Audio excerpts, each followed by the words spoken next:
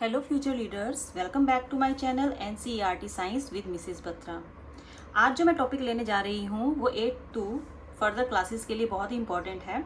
Biology का topic है जिसमें हम सेल और इसके स्ट्रक्चर के बारे में पता लगाएंगे।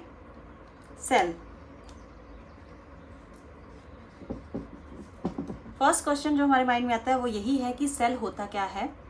बेसिकली अगर हम डेफिनेशन देखें तो cell is the basic structure and functional unit of life means कि जो हमारी लाइफ है, जो हम एग्जिस्ट कर रहे हैं, उसका फंडामेंटल यूनिट कौन है? वो है सेल। फॉर एग्जाम्पल, अगर हमने कोई हाउस बिल्डअप करना है तो उसके लिए जो बेसिक यूनिट है वो है ब्रिक। ब्रिक्स को जोड़ के वॉल बनती है और वॉल से ही एक हाउस का बिल्डअप होता है। Same is the case with an organism. जो ऑर्गेनिज्म की बॉडी है वो जो सबसे स्मॉलेस्ट यूनिट से बनी हुई है वो है सेल। तो सेल को हम बिल्डिंग ब्लॉक ऑफ लाइफ भी कह सकते हैं। अब जो ये सेल होते हैं ये हमारे पास दो तरह के होते हैं, prokaryotic cell and eukaryotic cell. What is the difference between prokaryotic and eukaryotic cell? जो प्रोकैरियोटिक सेल होते हैं इसमें लैकिंग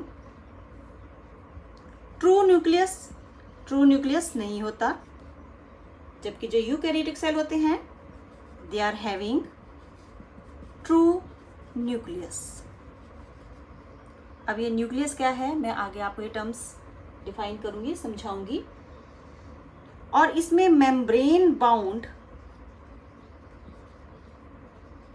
सेल ऑर्गेनेलिस एब्सेंट होती है। सेल ऑर्गेनेलिस तो है बट वो मेम्ब्रेन से घिरी हुई नहीं होती, जबकि यूकैरियोटिक सेल में मेम्ब्रेन बाउंड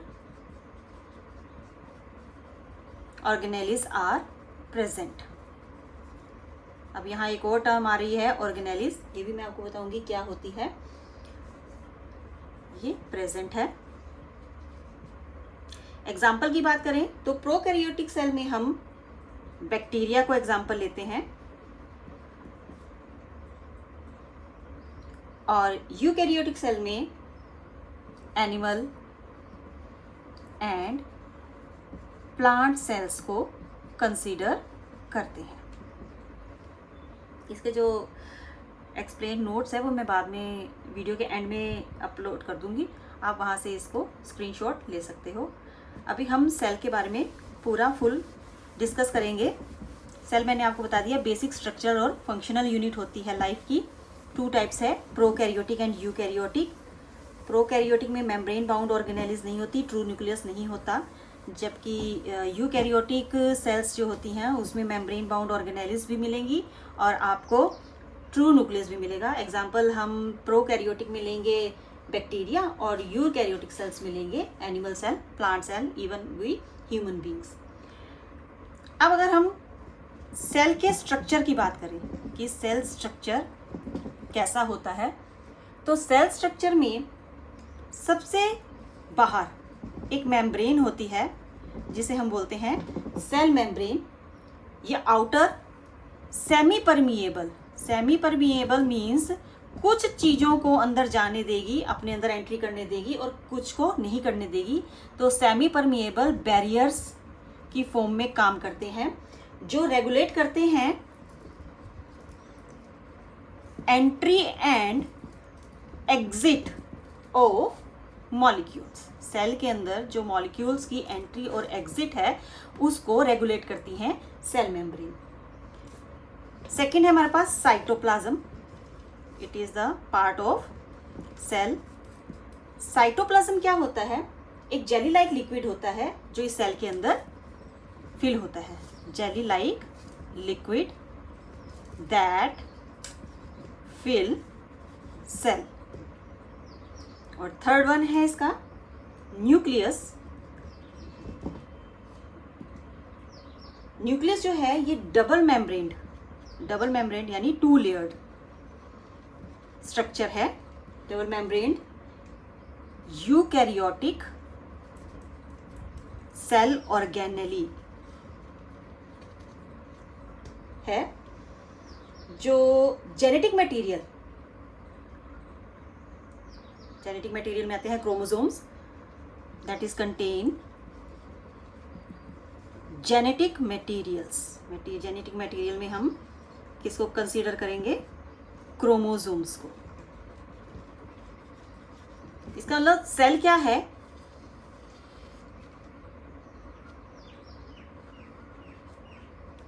इसे हम सेल मेम्ब्रेन बोलेंगे, क्योंकि ये आउटर लेयर है, सेमी परमिएबल बैरियर है, रेगुलेट करती है entry exit of molecules.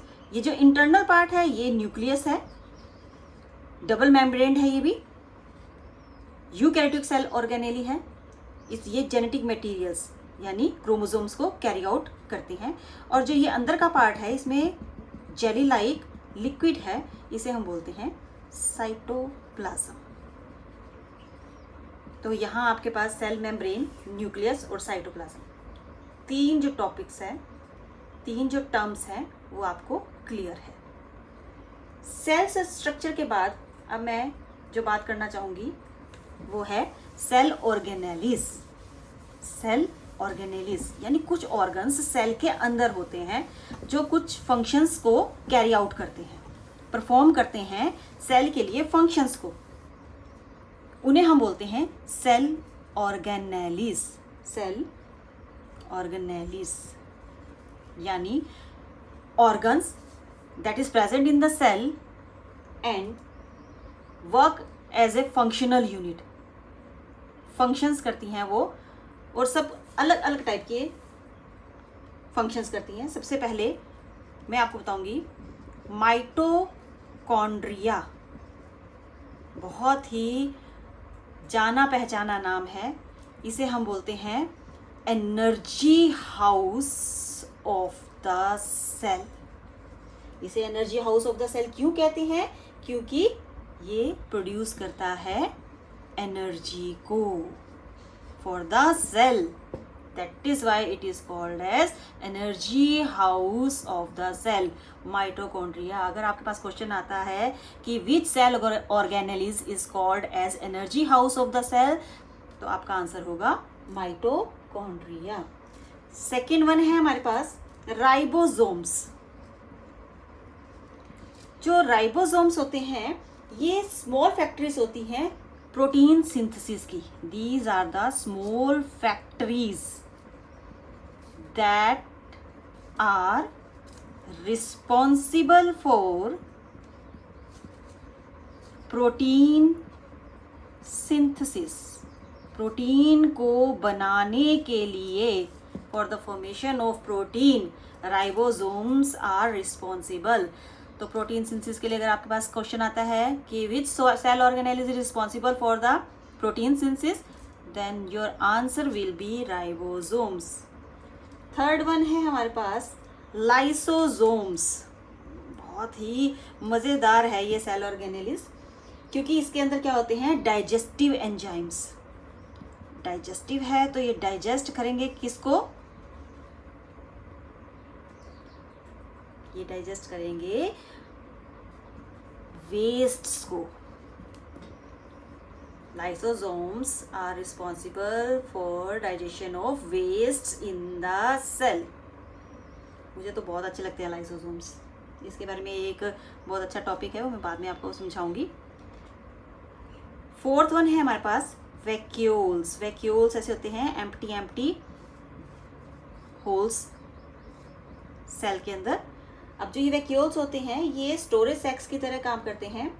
Storage sacs for water and nutrients। storage sacs for water and nutrients। Cell के अंदर जो वाटर और न्यूट्रिएंट्स होते हैं उनको छोटे छोटे सैक्स के रूप में वैक्यूल्स प्रेजेंट होते हैं। फिफ्थ वन है हमारे पास गोल्जी अपरेटस। गोल्जी अपरेटस ये क्या होते हैं? ये भी फैक्ट्रीज हैं जो प्रोटीन को प्रोसेस करते हैं और ट्रांसपोर्ट के लिए आगे भेजते हैं। These are the factories that process proteins and sorted for transport। तो ये कुछ